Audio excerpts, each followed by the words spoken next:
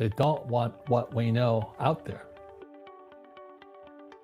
I was on CNN calling the crash of 2008. I said, Lehman's going down. You can check it out.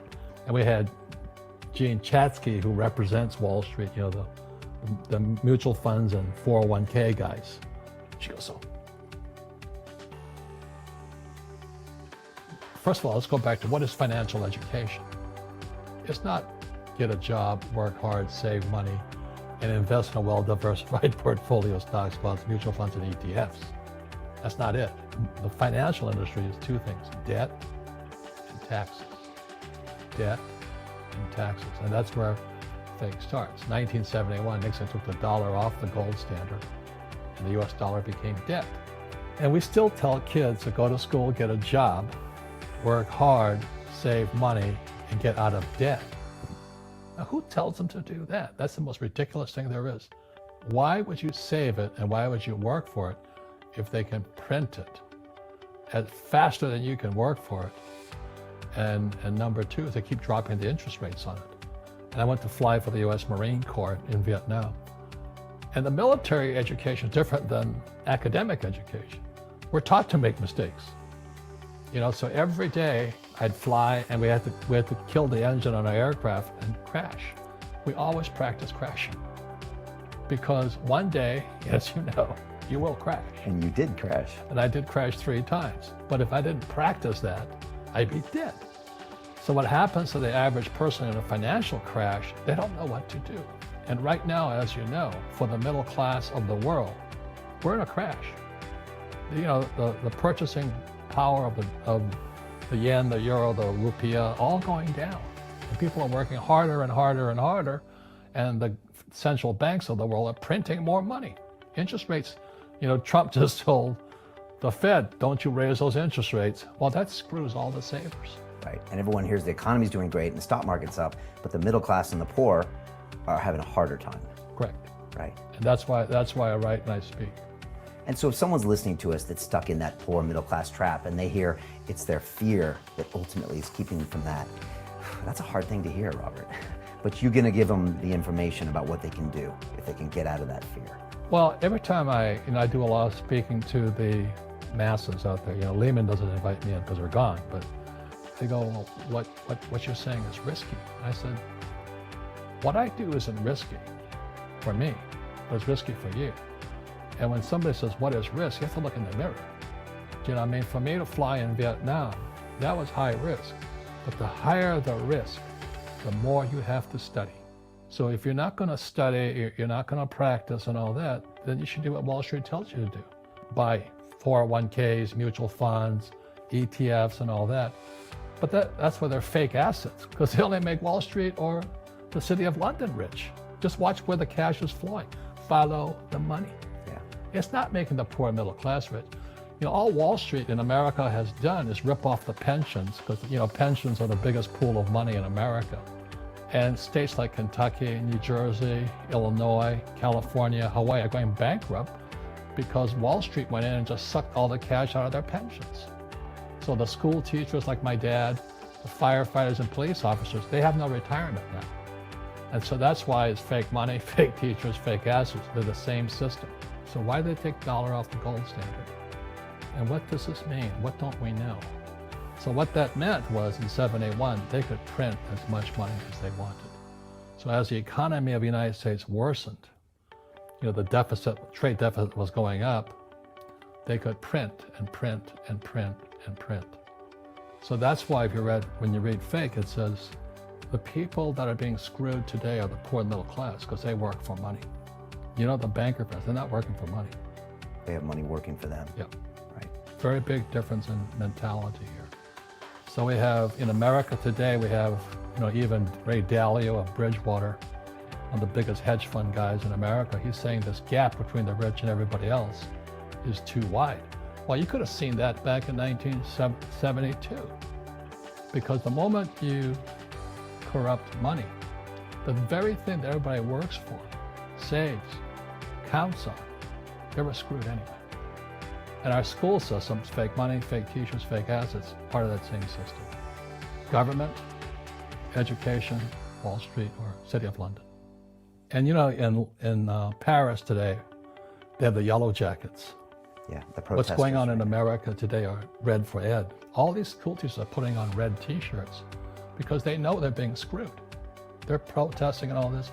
Their pension plans have been sucked dry by Wall Street. And what do? They put hedge fund managers in to manage the pensions. You gotta be kidding me. You put a hedge fund guy in to manage the biggest pot of money called the school teachers, firefighters, and police officers' pensions? They just sucked all the cash out of it. And the teachers are going, what happened to us? But because they don't know anything, it's red for ed. They're out there protesting in mass all over the United States. But you don't hear about it. They talk about the yellow jackets. They don't talk about red for ed. So this whole thing is coming apart right now. And it goes back to the question I have always asked, why doesn't our school teach us about money? Because Wall Street won't let them. You know, when I was in flight school, my instructors could fly because I flew with them. But in school, you don't know if your instructor is for real or not. That's where the fake teacher comes from. When I was in my MBA program, I was still in the Marine Corps. Back then, this is 73 now, and the students were spitting on me, yelling at me at the University of Hawaii, you know. I'm there, I was stupid enough to go in my Marine Corps outfit, my flight suit. And they're yelling at me, baby killer and all this. I'm sitting in this classroom, and my MBA accounting teacher doesn't know accounting, and I'm going nuts. I'm not an accountant, but I knew he wasn't an accountant also, so I took him on. I said, are you an accountant? He goes, I have a master's in accountancy. I said, that's not the question. Are you an accountant? I have a master's in accountancy. I said, and I stood up and I said, you know, Marines are not the brightest guys. I said, are you an accountant? Same answer. I said, you're a fake. You don't know what you're talking about. And to this day, when I listen to what people are teaching kids about accountancy, it's bad accountancy. It's confusing. You know, assets put money in your pocket, liabilities take money from your pocket. They count anything of value as an asset. They count your car as an asset, your house as an asset. When it's really taking money from your pocket. Your retirement plan, guess what? It's a liability. It's taking money from your pocket every month. And whose pocket does it go to? Wall Street. And that's why these funds, you know, they sit there, they go, assets under management. That's what they're paid on. You're not making any money, but they're making fortunes on the fees and assets under management. And most of these hedge fund guys and all that, you're not making any money, but they're sucking the fees out every day. And most poor people confuse assets for liabilities. They think their home is an asset, it's actually a liability. Right. And again, that's why I was yelling at the accounting teacher. I said, an asset is a noun, like a house. Cash flow is a verb. So to understand if it's an asset or liability, it takes a noun plus verb. So if the cash is flowing out of your pocket, it's a liability. If the cash is flowing into your pocket, it's an asset. So I own 7,000 rental properties. Those are assets. Every month, the cash flows in. Whereas many people have the big house on the hill and the cash is flowing out and they're going broke. The other thing the poor don't understand is the number one expense for most people is taxes. Well, the reason the rich don't work for money is number one expense is tax. See, there's three kinds of income: earned, portfolio, passive. So earned income is if I get a job, that's earned income. If I'm a doctor or a programmer, that's earned income because I'm working for it. If I buy, let's say, Apple for $10 and I sell it for $20, that's portfolio income, capital gains. Yeah. But passive income, which is cash flow, is never taxed. And so these guys are screaming right now in America, tax the rich. I said, good luck. Because most of the guys complaining, they don't know there's three kinds of income. And the rich don't have jobs anyway. They have assets. And so the average schmo out there, poor guy, you know, sent the kid to school. They don't learn this. So that's why in Fake, as you were talking about it, there's a newspaper article about Jared Kushner, and he explains how the Trumps and the Kushners don't pay taxes and make millions of dollars. And the reporter couldn't understand him because our schools will never teach you that three types of income. The tax laws are for everybody to use if you have the right financial education. And the reason I'm an advocate of financial education, without that education, you have to pay taxes. You see, very few people will buy what I do, make $1 million and pay zero tax. McDonald's is in the real estate business, so they sell hamburgers, but they buy real estate, so they pay no taxes. You know, this guy Bezos, well, he's $16 billion. How much tax did they pay on that $16 billion? Zero. When I came back from Vietnam in '73, my poor dad said, "Get your MBA." And my rich dad laughed. He says, "Because you're going to turn out to be an employee. Who else hires guys with MBAs?" You know what I mean? He was just pragmatic about it. He says, "If you really want to be rich, take a class on real estate." And I said, "Why is that?" He says, "Once you understand real estate is based on debt." And he says, "You will learn how to use debt as money," because that's what happened in '71. The US dollar became debt. So once you learn how to use debt as money, you can never say, "I can't afford it." After the crash of 2008, the banks gave me $300 million tax-free to buy real estate that the idiots had lost. I hate this, and they were idiots because the prices were so high. Why would you buy it at the top of a market? Don't you know that's going to crash? They, "Oh, no. This is, that was the subprime, was the derivatives market, the MBSs and all that stuff. Had driven the price of real estate so high, and the rest of us were just waiting. And then when the whole thing came crashing down, all this real estate was now available, and they needed, the Fed and those guys in the Treasury needed guys like us to go in there. So Wall Street gave us hundreds of millions of dollars to mop up all that real estate these guys had lost. Now, it's fair because everybody could do it. When I ask the average guy, "Why don't you use debt?" they can't even get a loan because their scores are so bad. So that's what's going on in the world today. It's fake money, fake teachers, fake asses.